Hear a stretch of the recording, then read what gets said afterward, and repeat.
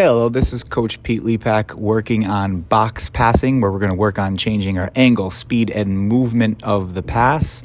My players were working together in groups of 5. There were 4 cones at each station working into a box. Players were going to move the ball either clockwise or counterclockwise and follow their passes. So at first, I just put the ball down and asked them to play the ball and move to where they moved the pass.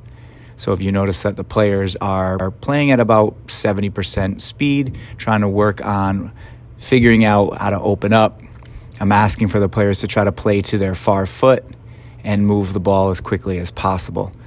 It's not as fast as I would like it, but it is their first time trying to work through it, so I'm okay with allowing them to experiment for the first part of the practice. Once the players got comfortable with the activity, I worked on having them make a move by dribbling towards the cone and then passing the ball. So their job was to open up, receive the ball, dribble towards the cone with a move to create space, and then play the ball. I really like doing this drill because you can kind of make a lot of progressions with it. It's also a great activator to begin the practice because it gets the kids opening up their hips, communicating, talking, moving the ball, making sure that their body's going in the direction of the pass that they're making, and then really just kind of working on little things before they get into game-like situations later on in the practice.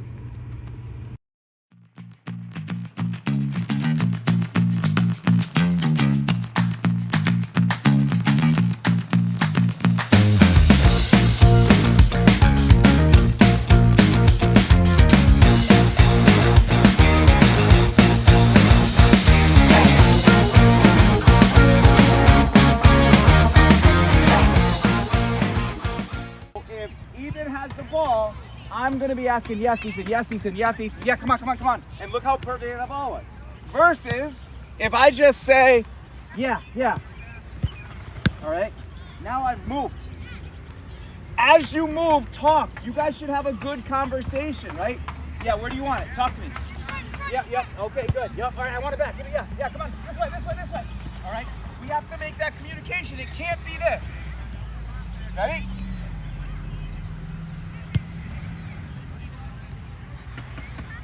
Fault was that? Not a great pass, but did I say anything to help him out? And the difference is this. Listen to me, ready? Itash, I'm open. Itash, yes. What's the difference? What does it sound like when I say it the first time? Yeah, well, it's not even more clear, but the first time, Itash, that just sounds like I want the ball. The second time, yes, Itash, yes. You can hear me running, and you can also tell by my voice, do I want it now or later? Now. So make that communication change because your partners will hear it and become better players because of it. All right, sounds good. Now we go short. Now we go long. Now we go short and we go long. Now we go short and we go long. Talk to each other. Help each other out. Good. When we progress to the short-long activity, what I really want my players to do is work on their communication. So they should be asking for the ball early so that the player with the ball will have their head up, see where the target is, and then be able to play the moving target. So previously what I was talking about in my speech with my players was about how important it is to communicate with the players by talking and moving and talking and moving. That way they know where you are when they want to pass the ball so that the ball is in an accurate spot, either in front of you or if you want it at your feet, right directly at your feet. But communication is key when you're on the field.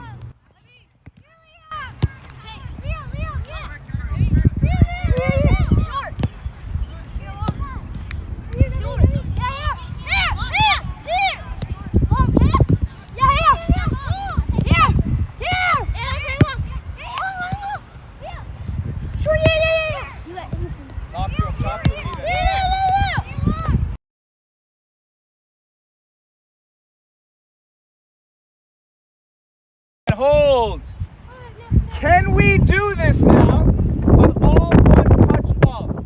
In order to do that, the communication has to be better and quicker, and we have to move to the correct spot sooner. Ready, go. One touch, go.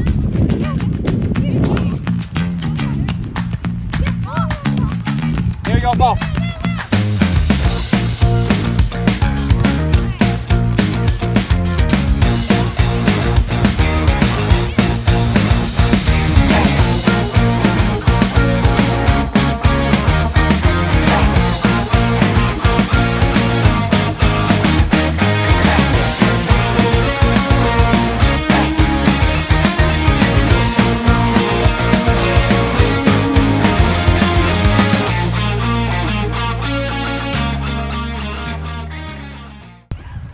So we went from a 2-touch or more pass to then asking this has to be a 1-touch pass, okay? And we didn't always pass the ball one time, right? It wasn't a 1-touch pass. Did you notice that? So sometimes we weren't passing the ball with 1-touch passes. Is there anything wrong with that when a coach says, let's play 1-touch soccer if you've got to take 2 touches? No. There's really nothing wrong with that, because in a game, if you take a touch and it's a bad touch, are you just going to walk away from the ball and go, oh, I screwed up? No, play soccer. Don't worry so much about the game, about this drill, play soccer. So everything should be 1 touch unless what changes? What are some things that would make us have to play 2-touch soccer? Yeah. Ball in the air. So if the ball's in the air, we have to settle the ball, right? So that way we get our chest in front of it, or we stick the inside of our foot out, right? But we want to do something that doesn't involve a knee or a shin. So none of this, it's not Karate Kid time. So it's either inside of the foot or get low and take it off the chest, okay? Right?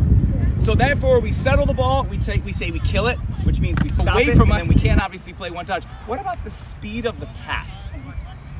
If the speed of the pass is too hard or too slow, It's too hard to pass. if it's too hard when we hit the ball, almost all the time it pops up and it's not going to be a great pass. If it's too slow of a pass, it might be easy for us to catch up to it and play it.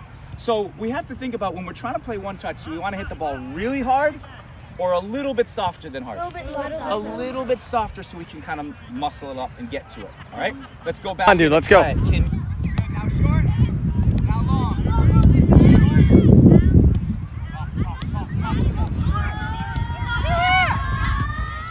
Here, play me.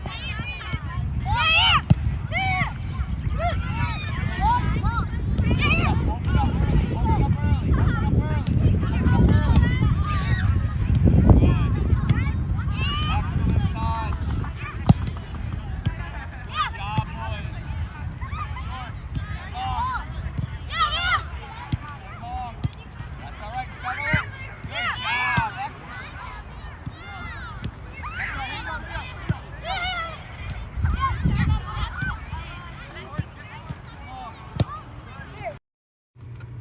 Well, the last progression I work on is called overlap.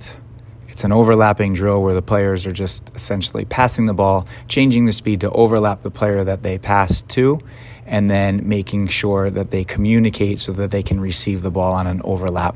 The players that are receiving the ball should be taking a touch in towards the middle of the square that's formed by the 4 cones, and then they can lay the ball off for an overlap pass. Once you overlap and then play the ball, then your job is to kind of drop back into the open cone that's not being used at the moment.